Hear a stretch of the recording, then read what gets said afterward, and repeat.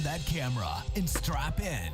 It's time for another episode of TOGCHAT Live. Get ready for 60 minutes of wall-to-wall photography, including photo news and tips, along with your photography questions in real time, with answers from your host, Olympus visionary, Joe Edelman. Hey gang, welcome to episode 213 of TOGCHAT Live. I'm excited to let you know that this episode of TOGCHAT is sponsored by PPA, the Professional Photographers of America. PPA is a worldwide community of over 30,000 photographers that provides equipment insurance, education, and business tools made specifically for photographers. I have a link for you in the description to check out all the awesome features for PPA members and to save $25 on a new membership. Now, already I am seeing photographers here from all over the world, so please check in, leave a comment in the chat, and let me know that you're here and, of course, where you're watching from. I've got Lawrence here from Rugby, England. I've got Lawrence in the Philippines. We've got two Lawrences here. I've got Wolfgang in Berlin. I've got Lynn in New York, Renee in Switzerland, Ken in Cheshire, UK, Alan in Denmark. I've got David in San Diego. We've got Beverly in Ohio, Ron in Houston, Joe in Michigan. I'm sorry, but how cool is that? It's always cool to see people from all around the world tuning in to chat about their love of photography. And of course, I hope that you are all continuing to be healthy and safe and practicing your social distancing. Now look, I've got a serious favor to ask of you. You see that thumbs up down there? The thumbs up. All right, I haven't asked you to share yet. Please click that thumbs up. I'm going to work really hard to help you with your photography in the next 60 minutes. It would help more people find my channel and TOGCHAT if you would do me a solid and hit that thumbs up. I see it going. I appreciate you guys. Thank you. And while you're looking down there, of course, do feel free to hit that share button and let your photography friends know that we are streaming live on YouTube right now. You can hit that share, or you can go ahead and share the link, tog.chat/live. I just dropped it in the chat window for you, so there you go. Twitter, Facebook, of course, they're the fastest way to get the word out. So how can I help you with your photography tonight? If you're going to spend an hour with me, please let me help you improve what you're doing. Go ahead and start posting your questions. I got a few questions lined up, but we have got plenty of room for more questions tonight. I will do my best to answer them all in the next 60 minutes. And remember, this is a gear-free zone. I will discuss anything having to do with the hows and whys behind creating great images and marketing yourself. That might include gear if it's a question about how to do something. Please, just don't ask me what your next camera should be. In fact, don't listen to anyone on YouTube about a decision like that. And folks, I know it's fun to chat, but I'm going to ask you to save the chat for questions so that you don't miss anything important and so that I don't miss any questions among all the chat noise. That way, we can all learn something tonight. So for photo news, this was actually a pretty quiet week in photo news. Only one new camera was announced. Hasselblad has announced the 907X, which will be its smallest medium format camera ever, at 50 megapixels with a weight of 740 grams for both the camera body and the digital back. So if you have a spare $6,400, you can pick up a new one. The optical viewfinder will cost you an extra $500, by the way. And folks, look, if you're curious about the cost of lenses, that means you can't afford them. So just move on, okay? The website CanonRumors.com, they're reporting that Canon will soon be releasing a firmware update for the new EOS R5 that will not really fix the overheating issue, but it will add Cinema Raw light options to the 8K recording and also C-Log 3. I wish I had a cricket sound effect for right there. Like, does anybody care? But I will tell you, for all of you Canon shooters who went out and pre-ordered that $2,999 RF 85mm f1.2 DS, you know, the defocus lens that we talked about last week? Well, this week, the photo blog, Petapixel, I guess they wanted to make you feel bad. So they reported on a new ultra-affordable 85mm f1.8 for Canon DSLRs that you can pick up for a steal of just $170. The problem with their reporting? That lens was actually released 2 years ago. But hey, what's 2 years, right? So in some more practical news for you radical #never Photoshoppers, Darktable, the open source Photoshop alternative, they have released version 3.2 with actually plans to release another upgrade by Christmas. This one's kind of impressive, actually. They've made some pretty major interface changes, which this program is becoming kind of a serious contender as a looks like, feels like, works like Photoshop program, okay? And by the way, if you're into looking at excellent photography, which I would hope you are, but since we can't easily go to the museum right now, the Oakland Museum of California is showcasing the work of Dorothea Lange in a free online exhibition. You really should check it out. I'm going to go ahead and I'm going to share the link for both Darktable and this exhibition in the chat. Todd, thank you so much for the super chat, man. Thank you. I really, really appreciate it. I'm sharing both of those links in the chat for you. There is some incredible work here, so make sure you check this out. But be sure to check out the contact sheets when you're viewing the images. There's some real learning to be done there. And the last piece for the news this week, I know that quite a few of you tuned in for my exclusive interview with former official White House photographer and Pulitzer Prize winner, David Hume Kennerly. Well, this past Sunday, August 9th, marked the 46th anniversary of President Nixon's resignation. And David has authored an awesome article that takes you step by step through his photographing the iconic images of Nixon on the steps of the helicopter as he was leaving the White House for the last time. So I'm putting the link for that article. Right now it's on the front page of his website, but I'm putting the link for that in the chat. I would encourage you to check it out. There is so much to be learned in his words. There really is. And folks, that about sums up the photo news for the week. So 2 quick announcements for you this week. If you haven't signed up already, in fact, I should have left my screen up there. Let's go ahead and put that back. I have a live online interactive presentation coming up tomorrow evening called How to Make a Photography Website That Gets You Hired. Now look, if you have all the followers and the business that you need, then you don't need this presentation. Otherwise, you might want to check it out. Also, for next week, the psychology and techniques behind photographing beauty, that'll be held on August 18th. I will go ahead and I will drop links to both of them into the chat for you right here. And of course, you can find those links in the description below the video. Okay? And there we go. All right. And you know what? That's the problem. It's like, it won't let me give you the links. So here, let's do that one. And there's the second one. Okay, so you guys are all set with that. Make sure that you sign up for my email newsletter so that you're notified as new dates, classes, all that kind of stuff is added. Okay, let's get into tonight's questions. How can I help you improve your photography? I have a few questions that came in from my Facebook groups, which, by the way, if you're not a member of my groups, come on, what the heck, right? If you're a people shooter like me, you should join the I Shoot People group. And for general photo topics, join the TOG Knowledge group. I will also share the links to both of those groups in the chat. Check them out. Would love to have you there.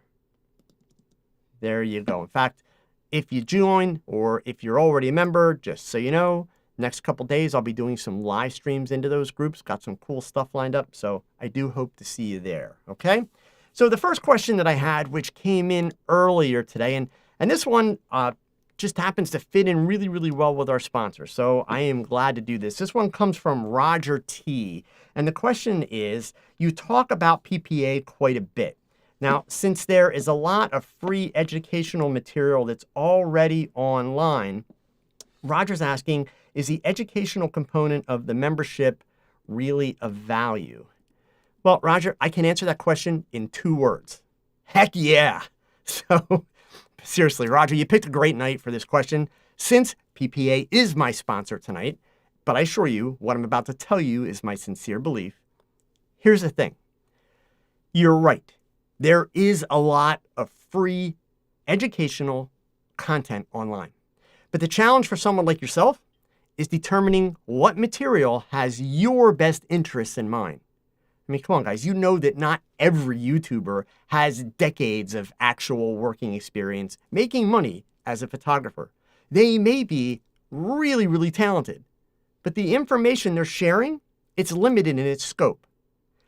PPA has a team that essentially curates their educational platform. The instructors for PPA are working professionals. The education platform that PPA has assembled, in fact, I want to switch my screen over and I want to show you that platform while we're talking here. This platform features curriculums on all aspects of the foundational science of photography, as well as how to grow your own business with topics like brand messaging, understanding consumers and their buying habits, entrepreneurs, in-person sales.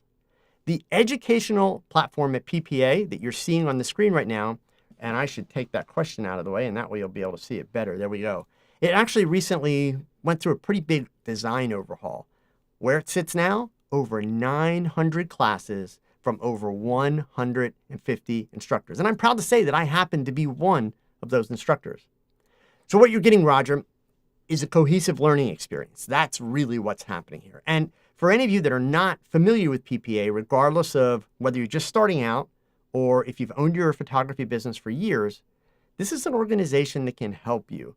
And I will tell you, from having had the opportunity to travel the country and speak to PPA groups around the country and to also present at Imaging USA in front of many PPA members, this is an organization that really is a community that understands your goals and challenges. And it's simply because they've all been in the same place as you are. And as a result, they're all invested in the success of other members. That is the beauty of this organization. That's what makes it work. Okay? So, Roger, I hope that helps you. All right? The next question that I had here comes from T. Ryan. This one is, do I need a super large reflector to cover my model's entire body, or will a standard size do? Actually, that's a great question, Ryan, because the logic, kind of the simple logic would be like, well, yeah, if I want to go full length, it should be like a reflector that's of equal size. But there's a couple wild cards that come into play, and this is the challenge. So number one, the short answer is no, not really. You don't need a bigger reflector. However, let me give you two case scenarios. Case scenario number one, it is a slightly overcast day. In other words, you don't have direct sunlight that's coming. And by the way, I'm making an assumption that you're going to work outdoors, okay? It would be similar inside, but let's work outdoors for now. So it's a slightly overcast day. The sky is very bright, but there's no direct stream of light. On a day like that, in a perfect world, if you had a full-length reflector, that would certainly make your work a little bit easier. But you could still do it with a smaller reflector. And the reason for that, it's those three words that scare so many people: the inverse square law. So if you're going to set your subject up to do that full-length picture and try and set the reflector like 3 feet away from them, a small reflector is not going to do the job because it's very close, which means that as the light bounces off that reflector, it is not going to have the distance to be able to spread. So this idea would work best on a sunny day, so that what you would do is you would back the reflector up. You want to keep the reflector slightly above your subject's head, like shoulder level or up. Tilt it down, right? Do not, please don't be the photographer that puts that reflector underneath. No. Okay? Put it above. And if you have backed up enough, and we're probably talking 8 to 10 feet, depending upon the size of your reflector, that's the wild card, then you will easily be able to cover your subject from head to toe. So those are kind of the considerations that you have to put into play to answer that question. There's no, unfortunately, there's no simple cut and dry, this is the answer, right? Okay, so let's see. The next one that I had here actually is from Ajax. Do you have a webinar in the works covering things like client contracts, dealing with fees, and how to build packages? Actually, Ajax, the answer is yes, I do. Last night, I really enjoyed teaching the webinar last night. It's the first time I've had the opportunity to present all that information. It's all about shoot prep and every little detail, start to finish, of how I prep for my shoots, how I communicate with my models and makeup artists, and how I ensure that I've never had a model or a makeup artist flake on one of my shoots, ever. Shared all that information, the templates, the prep list, everything. That talk will be coming up again at the end of November. It's listed on my website. You can check it out. But I have a bunch of new topics that are in the works and being prepared. I will tell you guys, probably one of the ones that I'm most excited about that's already on the website. In fact, here, let's go ahead and switch the screen over here, and I'll show you which one I'm talking about. If we scroll all the way down here to September 26th, which, if you check your calendar, this is a Saturday. It's a Saturday afternoon from 1 to 3, so it's 2 hours, this one. And this one, I will not be sitting here in this studio. I will be in my actual studio, and I will be basically working on portraits start to finish with one light and a reflector, one light and a modifier, 2 lights, etc. We are basically going to build. I'm going to be working with my mannequin. I will have my camera tethered to the computer so that the attendees to the presentation will be able to see the images popping up on the screen as we go. And you'll also be able to see the behind the scenes. So you're basically going to be able to see all of it real time as I set up and build lighting arrangements for portraits. And in this event, or this presentation, I will talk a little bit about the preparation for shooting portraits, all the things that you should be considering and thinking about. So all of that will be involved in that. But Ajax, your answer is yes. And plus, there's a lot of other cool ones that I've got in the works. They do take a fair amount of time to put together. So, I'm trying to get at least one new one out into the world every 2 weeks. That's the pace that I've been kind of working at. And that's my game plan. Okay. All right. Another question that came in earlier today from Joe. When calibrating your monitors, should you do it for photo or for video if your calibration equipment does both? I'm using the i1 Studio. So Joe, if you're not shooting video, do it for stills, period. That's it, done.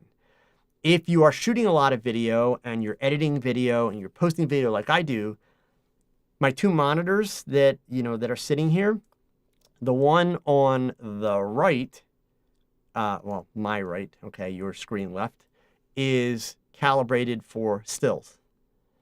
The one on your screen right, my left, is calibrated for video.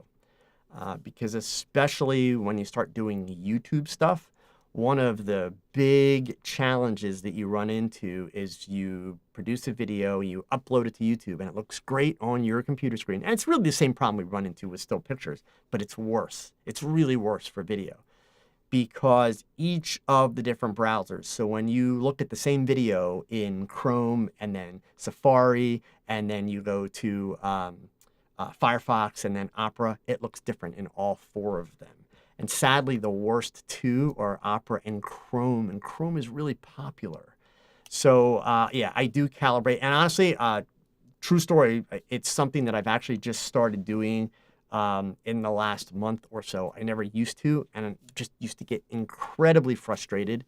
But since we've been in lockdown and since I assembled this new video studio setup here, I got really tired of looking at like 4 different versions of my videos.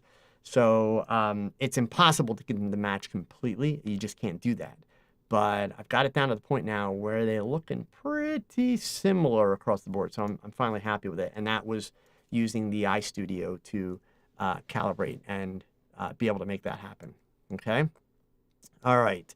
And let's see. So that's all of them. Cool. I am into the chat window right now. So I had a question come in a little bit before we started. This is from D Psycho. And actually, it's a several part question here. So I'll put them all up so we can get through them. The last few days, I was on a COVID-19 getaway, which by the way, good for you. I would love to get away for a little bit at this point. With his wife, and he took some photos. Lighting, location, outfits, all okay, but body posture and positioning, face expressions, hand positioning, unpredictable. And then he's asking for tips. So I did ask him specifically if the photos were of his wife, and he said yes. But then he went on to say only the candid photos that were taken by accident or while something unscripted happened were, shall we say, accessible. The photos were him and his wife. He had a tripod. He took multiple pics with the intervalometer kind of every 2 seconds. And then he went on to add, we are both not so model inclined as much as our daughter is. So, I mean, D-Psycho, the challenge is in situations like that, you've got a couple things working against you. And it's not like, oh, this was a bad choice. It's a really, really tough choice, right? Number one, more often than not, and there are some exceptions occasionally, but more often than not, it's really, really hard to photograph your relatives. Especially if you do it like for me, I can walk into any situation and do a portrait of someone, work with a model, whatever, and pull it off. Ask me to photograph any of my family, my wife, my kids, daughter-in-law, anybody, my cousins, and it's the most painful experience in the world. And part of it is because they know me, right? And number one, family, they know how to push your buttons. But you know them, so there's already buttons there in that sense. So the shtick that we use when we're working with clients, it doesn't work with family, right? It's a completely different communication piece. Then you add to that you're setting up all this fancy lighting and all this stuff, and basically you're putting in a lot of work. And if your wife isn't, and this would be how my wife would be, if your wife isn't used to being in front of the camera, if that's not a normal thing for her, she doesn't want the pictures to look bad as a result of her looking uncomfortable because you've put in all this work. So there's kind of this, this pressure. Now, D-Psycho's telling me here that the occasion, this one was his wife's idea, so she was more cooperative than usual. So that's good. But it's still, it's tough. And then the last piece, one more, you can't see what you're doing, right? So really kind of the only way that you're going to really pull that off, number one, is maybe set stuff up when she's basically kind of not sitting there getting, not waiting. Let her go get ready. You get stuff set up and then you get ready. Okay. Number one. Number two, make sure that whatever the two of you are doing in the picture, it is relaxed and it's comfortable. Don't be sitting there like, real, stiff and upright and all that kind of stuff. You want to relax. Okay. Keep the body language as comfortable as possible. And then, probably your best bet is, I would recommend not doing the intervalometer thing because with the intervalometer, you've got that timing. And so a couple of things happen. Number one, with only 2 seconds, people are afraid to relax in between because they're afraid it's going to go off before the next one. Okay. I would really encourage, if you want to do that kind of stuff, again, get yourself an inexpensive, you don't need a fancy expensive one, an inexpensive wireless remote control. And then, that way you just kind of tuck it into your hand or even, put it under your foot. All, of course, depends on what you're doing, but trigger one frame at a time and, again, work on keeping people relaxed, doing things that, kind of come naturally in that regard. That would really be the first thing I would suggest. But unfortunately, what you've got here is kind of a combination of things that all build up to a very unnatural situation. And then that intervalometer is pressure. Like, got to be ready, got to be ready, got to be ready. So people tend to get stiffer and stiffer and stiffer because they're afraid of moving in between the shots. So I hope that helps. Okay. Let's see here. Scrolling down. Ron wanted to know side dish for pork chops tonight. Any recommendations? I told him I would definitely go for broccoli. That would be my thing. Anyway, let's see here. Where am I at? Headed on down here. This is everybody saying hello. Cool. So from Tom, could you please say a few words about the exposure compensation button. Can it be the same? Can the same be achieved by the dial button? Well, Tom, I'm not sure which camera we're talking about here, but a few words about exposure compensation button. It's usually small and round, and it has a plus and minus symbol on it. It's a few words. I'm sorry. I just couldn't resist. That was bad. Anyway, exposure compensation button is great in the right circumstances. So, because I'm not sure exactly what you're trying to get out of me here. So I'm an Olympus user, Tom. So with my cameras, I could make almost any button in the camera the exposure compensation button. I actually prefer to keep the exposure compensation as a dial because I don't use it that much. The only time I am going to use it are on the rare, I shouldn't say rare, but the infrequent scenarios when I am doing aperture priority or shutter priority or auto ISO shooting. And those particularly infrequent scenarios are generally times when I am chasing my grandkids around or chasing their new puppy around. Otherwise, I really don't do that much.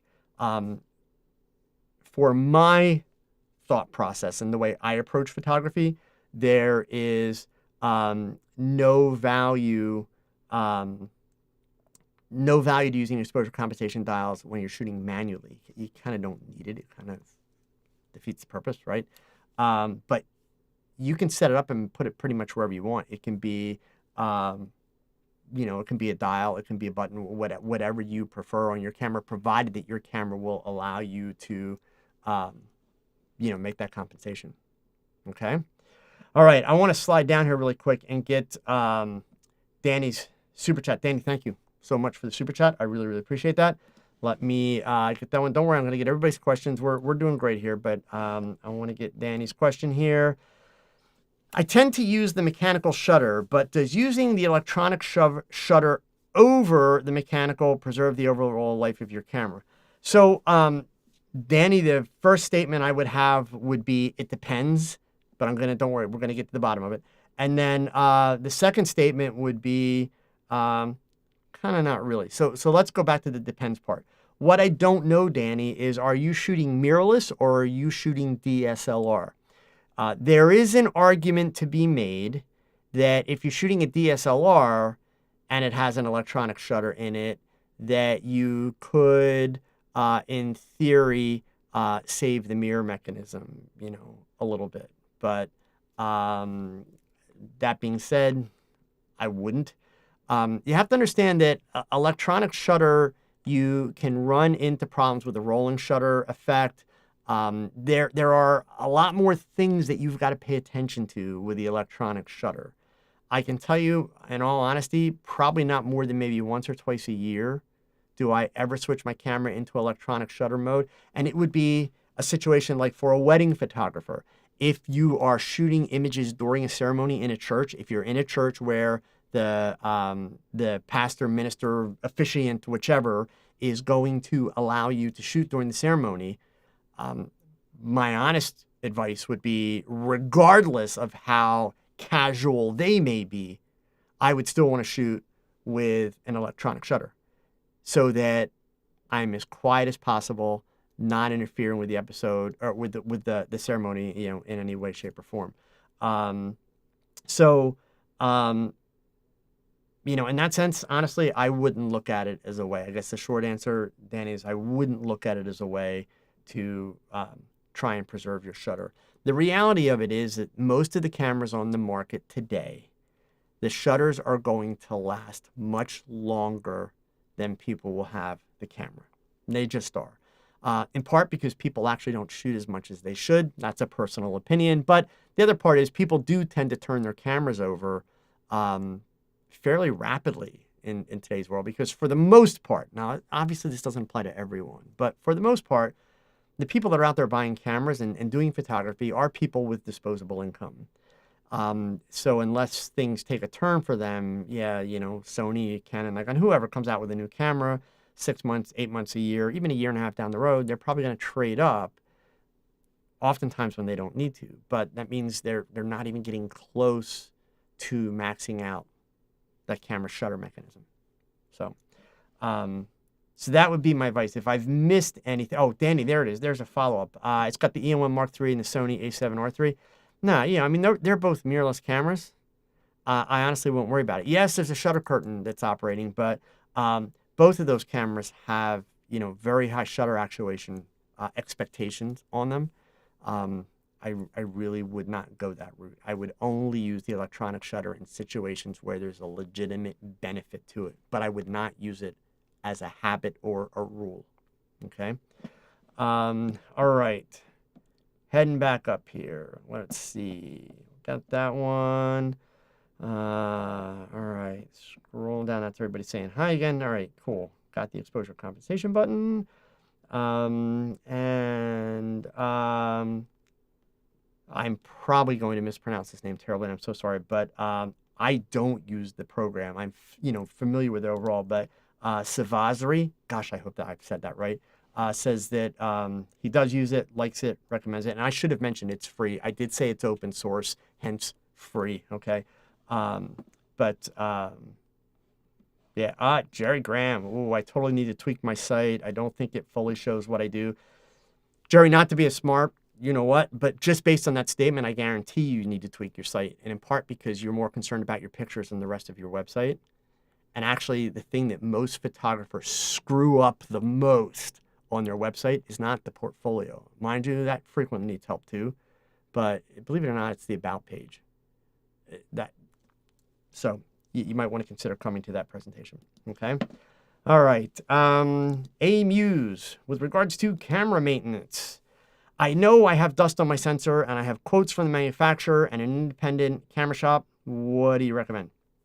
So, couple of things. I am going to tell you my personal preference, but then I'm also going to tell you what most people do. I want to give you both because my side of it's a little on kind of the extreme side, right? So also before I give you my answer, keep in mind, as an Olympus shooter, my cameras have the patented sonic wave technology in it that basically shakes the bejesus out of that sensor faster than pretty much any other camera brand on the market. It's actually really hard to get dust on my sensors, which is awesome. But that's not the same for every camera. I personally, so let's start there. I am not a big fan of cleaning my own sensor short of using air. Okay? And that's as far as I'll go. When I was a Nikon shooter, I did have a camera. I think it might have been 750 or one of those, kind of in that time period where I got a smudge on the sensor. I sent it to Melville, New York, had Nikon clean it. I just, to me, that's like the film of the camera. I am not comfortable cleaning it. And I would worry about going to a camera shop unless they assured me that it wasn't the high school kid behind the counter that was going to spend an evening and clean it. Okay. Now, that's me. That being said, sensor technology has come a long way. The sensors are much more durable. A lot of sensors actually have kind of a film layer over them that's designed to make them easier to clean, but it doesn't have a negative impact on optics. If you have a quote from a local camera store, I would just suggest, as a minimum at least, ask them, like, who does it? Is it somebody who is like their repair person and that's what they do? That's their whole job and livelihood? Or literally, is it, some guy that works 10 hours a week and comes in and when he's not standing out at the counter, he does the camera cleaning? I would not want my sensor messed with by that person. Obviously, I'm telling you all of this as you can go to Amazon.com or B&H or Adorama or walk into any of your regional photo retailers and you can buy sensor cleaning kits and do it yourself. So it's all really a matter of your comfort level. That's, but yeah, if it were me, if I could live without the camera for what could potentially be a couple of weeks, honestly, I would send it into the manufacturer. So, let's see here from Randy. Joe Edelman, your advice for photographing a model against the setting sunset, other than don't do it. Randy, give me a little bit more information. Specifically, what I want to know is this. When you tell me photograph a model against sunset, are we looking for a silhouette of the model? Are we looking for a very dreamy kind of blown out background? Are we going to take out strobes and are we going to overpower that sunset so the sunset is really dark behind the model? So what you got to give me here, Randy, is a little bit of like, what are you trying to accomplish? Or even better yet, along with the what while you're typing, please tell me the why. Like, what is this shot for? Is this just, there's this pretty girl and you want to photograph her against the sunset? Or did she ask you to photograph her against the sunset? If I know what your why is and what you're trying to accomplish, I can nail it down for you and tell you these are the exact steps that I would take. But right now, there's kind of a lot of options there. So Randy, give me a little bit more info, and I will help you solve the problem, and we'll get it straight. Okay. Let's see, Beverly. I hear what you're saying about the reflector. You don't put it below, you put it above the head. What if you need to add a little light under the chin and you only have one light? So, okay, a couple of things here, Beverly. It's a very reasonable question, and it's actually a really, really good question. So if you'll bear with me 1 second, I am just going to bring my YouTube channel up on the screen here and switch over, and I want to show you a video, and I will give you guys the link to it also, okay?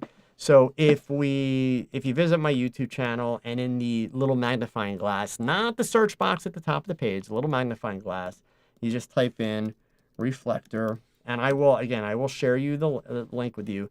This is the video that you want to watch right here. It's called Stop Making Bad Light, and it's all about using reflectors. So what you're asking me, Beverly, is the idea of, is it okay to put a light down there to just for a little bit of fill? That would be the word that we want to use. The answer is absolutely yes. However, you have to pay attention. I mean, really pay attention in the sense that if you've got that reflector too close, and let's just say maybe hypothetically, right? Let's say it's a silver reflector.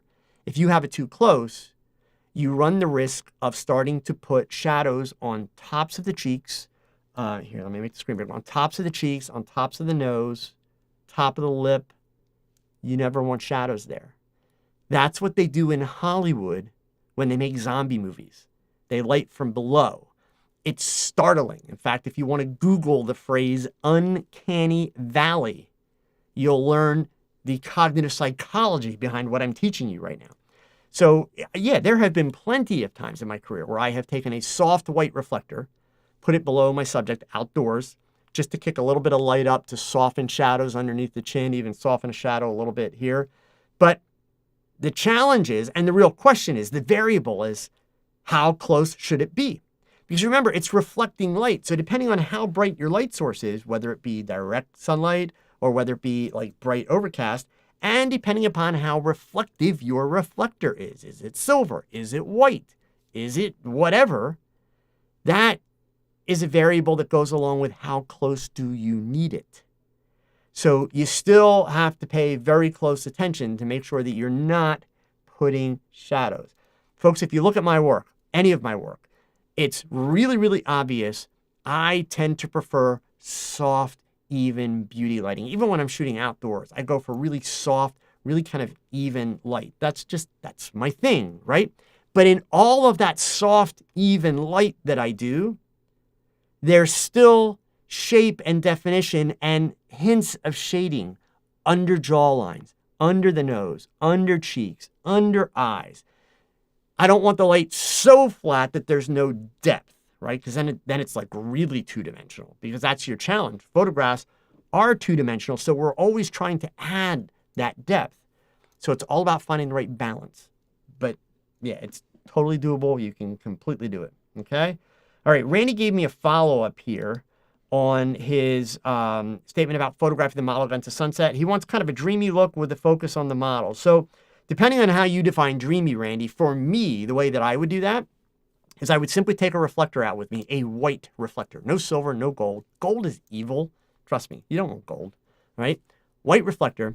I would keep it high just to kick a little bit of light back, because it's not going to kick much light back, and I would completely overexpose that sunset and let it blow out. That's going to be dreamy. It's going to be gorgeous, okay? If you don't want to overexpose the sunset, well, then you're not really going to get dreamy unless maybe you can kind of set that model where she's maybe kind of like in some tall grass or something, and you want to catch the sun just as it's starting to hit the grass, so the grass is, starting to filter a little bit of it. That's that's kind of the approach that I would take. So it's really going to depend on how you want to compose and frame your shot. If it's just the model, like head and shoulders, sunset knot, I'm going to blow that out. And again, just let that light start to wrap around and glow. If you're looking for something with a little bit more detail, then I would try and find a place where I can set her, maybe next to a tree, casually, totally casually, or in tall grass, and then start my shot just as that sun is starting to dip below the tall grass, so that I can get the flare coming through the grass, because that grass will start to work as a little bit of kind of a gobo and knock some of that light out, which is going to allow me to not have the background completely blow out. Okay? All right.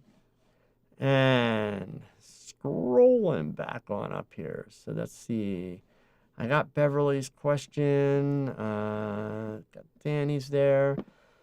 White Lion, hey Joe, what do you do if you schedule an on-location shoot and the day of it rains? You reschedule, man. I mean, right? This isn't rocket science. It depends on what the shoot is, White Lion. If it's, if I'm just going and shooting a model for the heck of it, well then, the answer to your question. So actually, forget what I'm doing. Let's go back. White Lion, the answer to your question is why. I'm not asking you why. I'm saying you need to ask yourself why. Why were you doing the shoot in the first place? If you're just doing it to do it because she's hot, you want to take pictures, well then whatever, right? If it bothers you, reschedule. If it doesn't bother you, then be a photographer. And what I mean by that is a photographer solves problems. That's what good photography is, right? You guys have probably heard me do that whole scenario before. Us photographers, we are idiots. Yes, you, me, all of us. Sorry, I'm not trying to be a jerk. Let me explain. We go out, and you've all done this. You've all done this. You're all guilty of it. We go out and we spend thousands of dollars on camera equipment. And from the moment that you started spending that money, you were no longer happy with just a picture. You're only happy if the picture is epic. And come on, face it. Many of you, if not all of you, have had your cameras with you and seen something and thought, I should take a picture of that. And then stop yourself almost immediately. Stop and say, no, but you know what? The lighting's not perfect. Or I don't have the right lens. Or I can't get close enough. And you've made excuses because you weren't able to make that picture epic. Right? So, photographers, what we do is we create a problem. We're never happy with things as is. We want it to be better, cooler, neater, whatever. So all good photography, the net result of that whole little explanation, all good photography is a result of problem solving. So ultimately, White Lion, it depends on the circumstances behind your shoot. If you're shooting for a client and they've got a deadline, well, that's going to factor in. If it's a picture of a model supposed to be, against a bright blue sky on a sunny day, standing in the middle of a wheat field, well, then you're probably going to have to come back on a bright sunny day where there's a blue sky. So it really just depends on what it is you're shooting. Okay? So, all right. Let's see here. From Annie. I'm an amateur. You're a photographer. I'm not into the whole amateur professional thing, but that's okay. Slowly getting better, but lately I'm getting asked to take photos of people, for people, of dogs, family pics, etc. I'm confused as to whether I should be charging and how much. Okay, so here, let me see if I can do this. What I would encourage you to do is I would encourage you to download that Disney app on your phone and make the dogs look like Disney dogs, because people seem to love that, right? Just kidding, but it's cool. Anyway, Annie, as far as charging goes, there's a lot of things for you to consider. Actually, a lot. Number one, I'm going to work backwards, right? And this is not the priority order that a lot of people would put the response in. So I'm very intentionally being different, because this is honestly how I would approach it. Just the fact that you're calling yourself an amateur, that says to me, you're not ready to be a professional yet. So even though you're getting these opportunities, this is basically people saying, hey, she's pretty good, and I bet I can get her to do it for free or for next to nothing. And my advice to you is let them take advantage of you because you need the practice. Don't let them take advantage of you to the extent where they're making you essentially jump through hoops and doing all kind of ridiculous stuff. But by all means, do it. Randy, thank you so much for the super chat. Thank you. I appreciate it. I really do, gang. So the sensible version, though, is you have to say, number one, are you ready to deal with business? The minute you start charging, you've got to be thinking about, IRS taxes, any local type taxes, all that kind of stuff. You need to go see your accountant. There's a lot of stuff that you should be considering and thinking about, right? The irony of it is the thing that ruins photography for so many photographers is trying to be professional and make money, because I've yet to meet the photographer ever that bought their first camera for the purpose of making money. What happens is we buy a camera because we think it'd be cool to take pictures. And we enjoy it and we do more. And then we kind of get bit by the bug and then we're obsessed with it. And then one of two things comes up. And it's always one of two things. I've never heard another variation. Version one, wouldn't it be cool if I could make some money with this camera? And that would help buy some more equipment. I don't really need the money, but boy, if I could make some money, I could pay for some of this gear and I could make some, get some more equipment. That's version one. Or version two is I want to start paying my bills with this camera. Unfortunately, both of those are dumb ideas. They're dumb ideas because the minute you make that step, the rules change. At that point, you're not shooting for you. At that point, you are shooting for someone else. And so you're doing things that other people want, not you. So all that being said, if you don't need the money, Annie, if you are calling yourself an amateur because you still feel you have a lot to learn and you maybe are kind of feeling, well, I'm honored that they think my work is good enough, but I don't think my work is good enough yet. If that's where you're at, then keep having fun. Agree to do the pictures for people. Look, if they want you to retouch 50 pictures or you're going to do this or that, tell them, look, you're going to have to throw me a couple bucks for this because I'm going to spend a lot of extra time, but otherwise just go have fun. And, or do the one thing you can do at first, Annie, agree to do it. And then when people say, what's it going to cost? What you do is say, you know what, I'm not ready to deal with that kind of stuff yet. So you give me whatever you think it's worth when we're done. Done. You'll actually be surprised how much people will pay you when you do that. Because if you've really created some nice stuff and they really like it and you put in the effort, you'd be amazed. People will open up their wallets in a big way for that kind of stuff. Now, that's not a business model that is going to sustain you if you want to become a professional. So please don't tie those together, right? But for kind of where you're at now, yeah, just saying to somebody, hey, yeah, I'll do it. I think it'd be fun. And you know what? Give me what you think it's worth when we're finished. Right? You got nothing to lose there. So that's how I would approach it. Okay?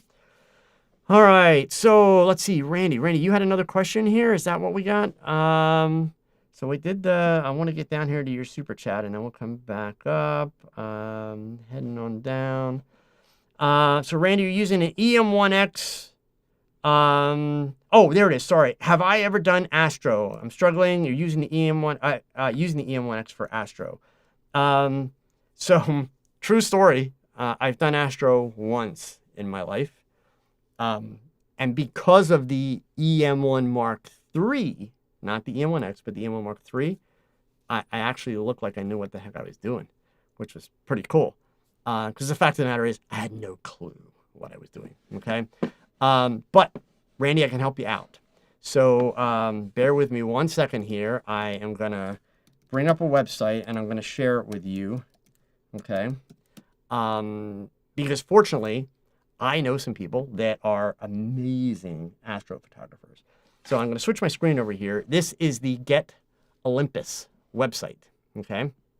And I'll share you a link to get you closer in just a second. Right out of the box, here's Peter Baumgarten, who's one of my fellow Olympus visionaries, talking about shooting the Perseid meteor shower. In this section right here, on the search, we can probably do it here. If we just type in Astro, and that came back with nothing. So that worked out really well. Here. There it is right there. Astrophotography. This is the link I'm going to share with you. These articles, Randy, These are mostly written by fellow Olympus visionaries. There are a couple of other people that have written stuff, and basically they break down every little detail of how they shoot this stuff, what they shoot, what settings, what gear they use, what lenses, all that kind of stuff.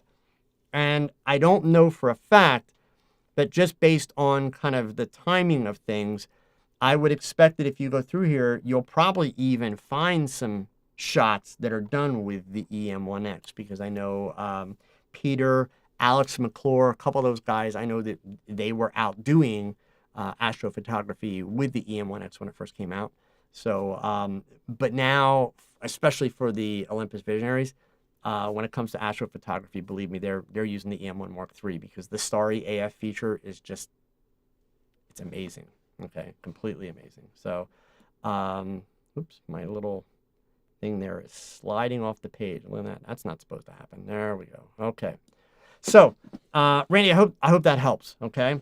Let's see. From Jerry, amen. I'm making the leap fully and have set up a studio outside of my house. Good for you, man. The business aspects are the bits I'm working on now. Loving it so much. Yeah, I mean, it's an adventure. For me, it's essentially been my life, and I love it because I'm one of those people that's crazy enough. I actually enjoy the marketing challenges and I enjoy the business challenges. And Jerry, the best piece of advice I can give you is understand this, and this isn't to take the fun out of it, but the sooner you come to terms with this, the more fun you'll have. Being a professional photographer, and especially running your own business, basically the way it works is very simple, okay?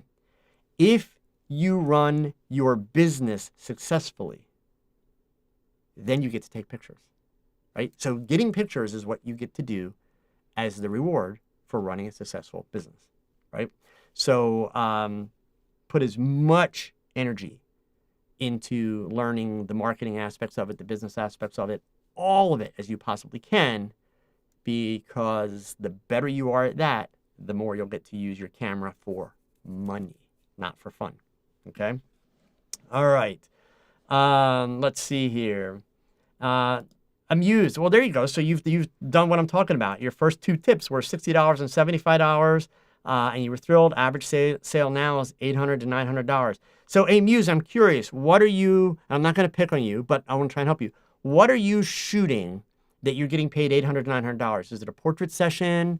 What? And just give me a sense when you answer before you finish and hit enter. Give me a sense of what you're delivering for that $800 or $900. I want to see if I can help you out. Okay. All right. We'll come back to that. Let's see. And Randy, you did some Astro last night with the EM1X, and they came out okay. Good. I mean, definitely read those articles, Randy. You will find a lot of great stuff. You were trying to get the proceeds, but the cameras weren't aimed at the right spot. Yeah, I mean, what I did learn when I got to go out in the desert with Peter and Frank Smith and Alex McClure, these guys who are amazing, and Ralph Hoskins, who are amazing at this stuff. The biggest challenge is, of course, being able to focus the camera, because you can't just set the camera at infinity and get things sharp into focus. It doesn't work that way. So that, of course, is the amazing feature in the EM1 III. It's the Starry AF, because it will actually focus on the clouds. So, for me, I was able to go out there like for the very first time taking, astro photos, and the stuff was coming out sharp and in focus, and, it was incredible. And then I had these guys, of course, to help me. I was like, yeah, start your exposure here, that kind of thing. So I certainly can't really claim to have any qualifications with astrophotography, but it was a lot of fun for sure. Okay. All right. Muse, the $800 to $900 is from high school seniors and families, usually a framed 9-image collage print and the corresponding digitals, or folio box with mounted prints and corresponding. Okay. Now, Muse, I have one more question for you. I should have included this before. Where are you in the world? I'm assuming since it's high school seniors, you're in the United States. And if you're going to tell me like a city, let me know. Are you like in the city proper, or are you in suburbs? Okay. Let's see here. And from Alvin, one lesson I learned from PPA was, how much is a photo worth today? When in the future? It's priceless for a client. Oh, absolutely, man. I mean, I don't know specifically which lesson you're referring to, Alvin, but I can tell you that when it comes to making money, especially with portraits and weddings, you don't make money by taking the pictures. You make money by selling the pictures. And the way you sell the pictures is by creating an emotional connection, right? It's all about the emotion. I'll give you a great example. And this is not my example. This is an example literally that I picked up at a PPA event. True story, okay? But the gentleman who was presenting, and I feel really bad because I cannot remember his name, but he was from up in New England. He's a guy that still, to this day, he shoots in people's homes. So he books shoots, he goes to their homes, he sets up a studio in their home, and he does very traditional, very classic looking portraits. He's up in the Hamptons, okay? For those of you that don't know the Hamptons, it's big money part of the U.S., okay? So he does the shoots, and then he goes back, and he already has a couple prints made, and he takes a bottle of wine, and he takes some snacks, and he sits down, and he shows us some pictures of what their pictures would look like in a frame. But basically what he's doing is he's selling them the images, but here's where he always gets an extra 11 by 14 or 16 by 20 print sale, which is brilliant. Once they've decided on that big print that's going to hang above the fireplace in the living room, you know, the centerpiece shot of the room, and that's the big money shot, he always gets one extra 16 by 20, 11 by 14 by making sure that when he does the session, he takes one kind of goofy, not stupid goofy. Remember, this is the Hamptons, it's rich people, but one kind of goofy, relaxed, chilled, like real people picture that people would never put in the centerpiece. But then he points out to them, he's like, you know, you guys really ought to consider getting 11 by 14 or 16 by 20 this. You should hang it upstairs, right outside of your bedroom in the hallway.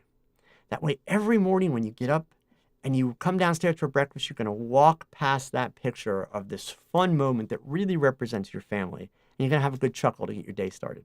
And they just buy it up. Okay? So it is. It's, you know, when you're selling, you are,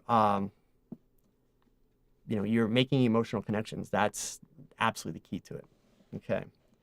Let's see, Randy, what do I think of the 100 to 400? If you shoot a lot of wildlife, whoops, there it is. I would say that it's possibly a great option for you. I personally have not had a chance to use it yet. I'm very jealous of the guys that have.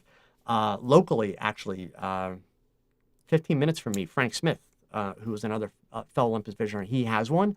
But because of social distancing and all that fun stuff, I have not had an opportunity to, you know, see him and play with it. But I can tell you that the Olympus folks that I know personally who have used it, they love it.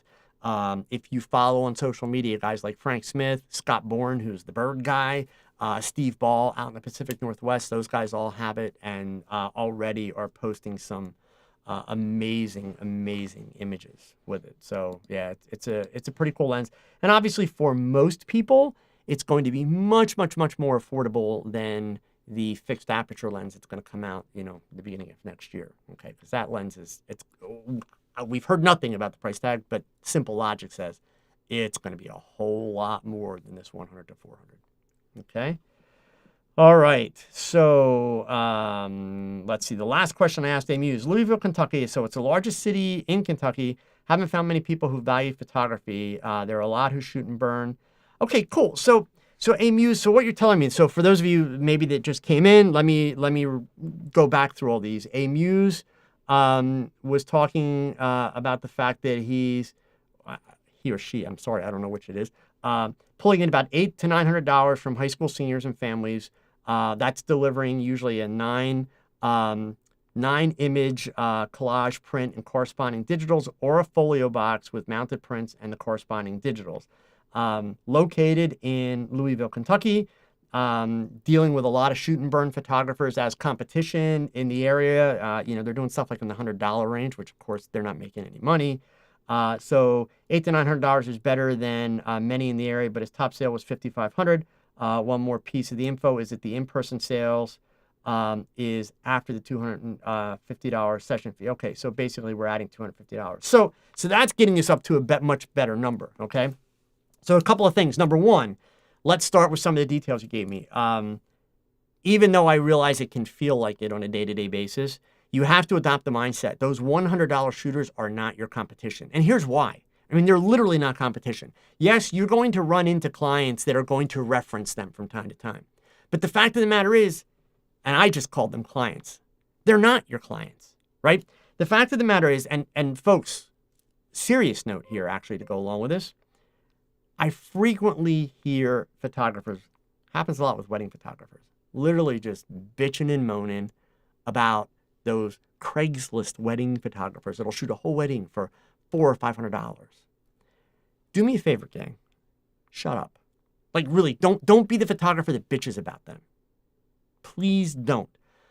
Let me explain why.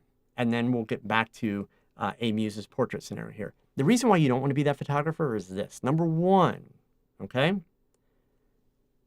We all benefit if we all help each other. The harsh reality is we all know that that photographer shooting that wedding for $400 or $500 is never going to be able to make a profit and pay their bills shooting weddings at $400 to $500. It's not possible. They're losing money. But there's another fact to this, okay? Understand, number one, that just because you've got all this experience, spent all this money on gear, done all this marketing, etc., it doesn't entitle you to make money. So the fact that somebody's undercutting you, they're not. And here's why. Not everyone can afford $1,000, $2,000, $3,000, $5,000, $10,000 for wedding pictures. There are a lot of people in our world today where $400 or $500 is a ton of money. So if a couple can't afford thousands of dollars for a wedding, does that mean that they should not be allowed to have photographs from their wedding day? So don't be that jerky photographer that makes statements like that. Basically, keep your mouth shut. And better yet, help the photographer that's shooting for $400 or $500, right? So these people that are doing the $100 thing, A-Muse, they're not your competition simply because they're shooting for people that can't and wouldn't pay more than the $100, right? I mean, they just won't. So that being said, if you're doing your in-person sales, that's a plus.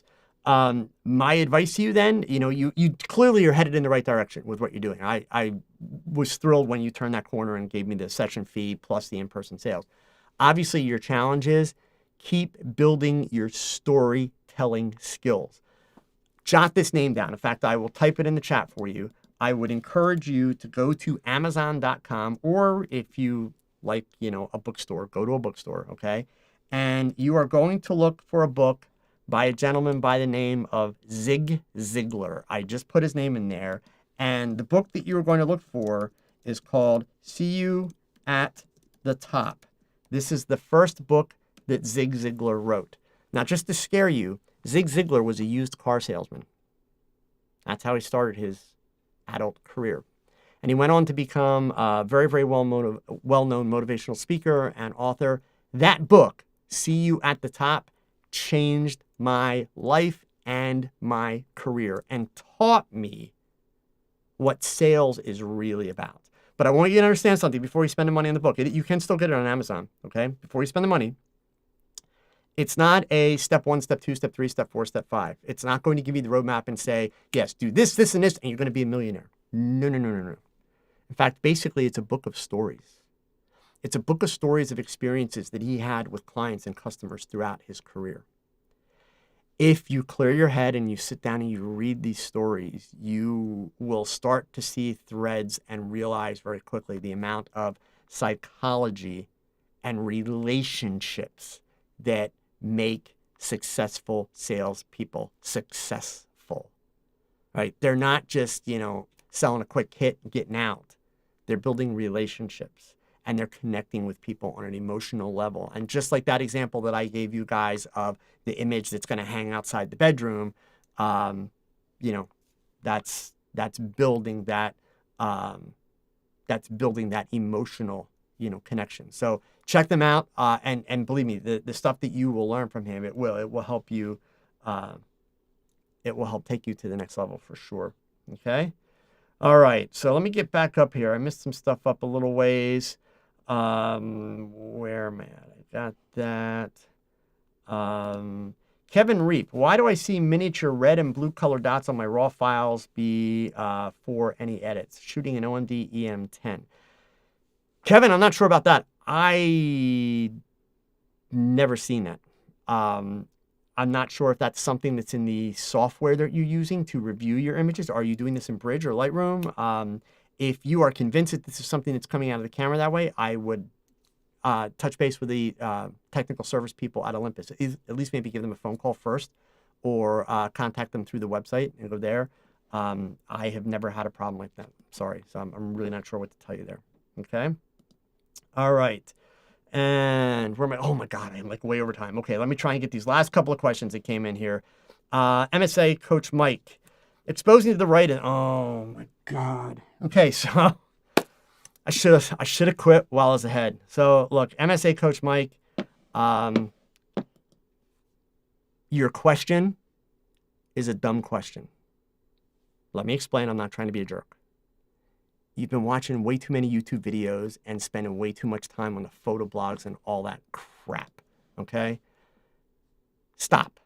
Because based on your question, what you just proved to me is that you don't actually know what correct exposure is. In fact, so folks, in case you're listening to the podcast later, the question is exposing to the right of the histogram versus correct exposure in camera. Both have the pixels that aren't blown. Are there situations where a photographer would choose one option over the other? No, only idiots that spend way too much time on the internet worry about that stuff. I'm serious. Like, please, folks, stop with the stop with ETTR and all that kind of stuff. Just stop, right? That is not what it's about. So I'm going to solve your problem here. Randy, there is no exposing to the right. There is no such thing, gang. ETTR, ETTL, it doesn't exist. Stop. Like, stop. Here's what you need to do. You all need to do this. And guess what? It's free. So you're going to have to wait a little while because you just missed it. You literally just missed it, like a week ago. You're going to attend for free my webinar, November 16th, exposure. What is correct exposure? I'm going to put the link in here, okay? But please, stop with the ETTR, ETTL, all that crap. Bottom line, what you want to do is you want to expose properly. The challenge that you all have, especially since you asked that question, you're relying on the camera to tell you what proper exposure is. You're relying on the histogram to tell you what proper exposure is. That's crap. That is absolute crap. So please, come to that presentation and I will completely change the way you think. And you know why? Because I'm not going to feed you any of that YouTube crap. I'm going to give you straight, technical, logic, facts. Lay it out, and then you can stop worrying about that. But you don't need to do any of that stuff, okay?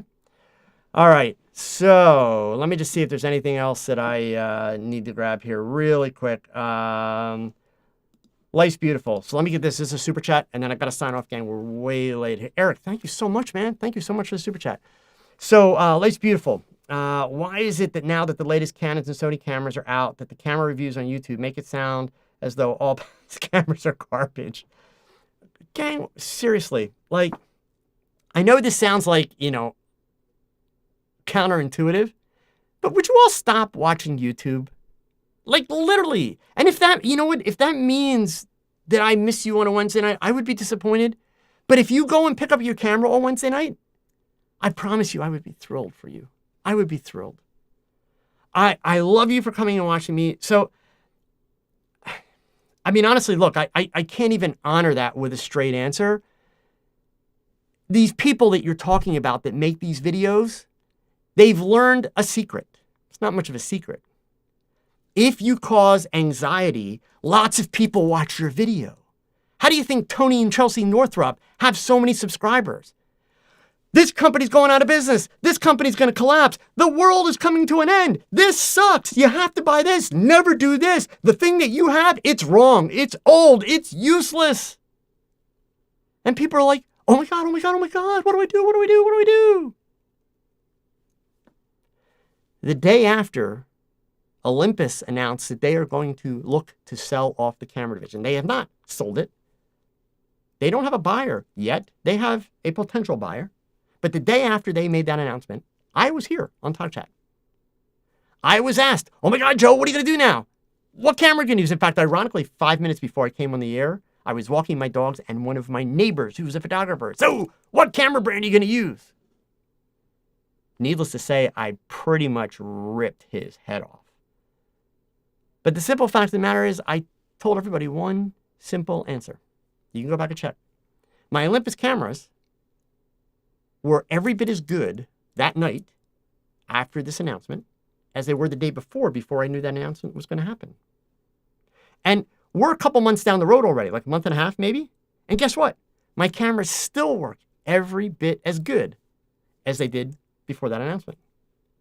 I'll still shoot circles around pretty much any of those idiots that are saying that on YouTube. Because I know how to use a camera. Because I don't have this philosophy that if I spend enough money, the camera's going to make me amazing. I purchase my cameras based on my needs, my wants, and indeed quality. Because folks, I challenge any of you, go to my website, click on the portfolio link on my website. These are micro 4/3 images. Look how sharp they are. Tell me how much noise you see. You can even go ahead and you can click on the shot for fun. Every single one of these is shot with Olympus. It gives you the settings and the ISOs, and you'll notice they're not all at base ISO. And I want you, there's a night shot, a time exposure. Look how sharp that is. Look how much noise it doesn't have. So, yeah, trust me, gang. The fact that there's people on YouTube spouting all this crap, don't bother. Just ignore them, okay? All right, so that being said, gang, it's time for me to sign off. Thank you for spending another night with me. Hopefully, you learned some things. Also, again, really, really important. Special thanks to PPA, the Professional Photographers of America. They were the sponsors for tonight's episode. Remember, I have a special link that's down in that description that gets you $25 off of your new membership. And believe me, it's worth it. Even if you just go for the equipment insurance alone, it's worth it. So make sure you check that out, okay? And again, thank you for tuning in. I sincerely appreciate it. It was a great night of chatting. All things photography, even the gear stuff. It really was. But whatever you do, gang, please remember these words. Thanks for watching another live episode of TOGCHAT. Now, pick up that camera and shoot something, because your best shot is your next shot. So keep learning, keep thinking, and keep shooting. Adios.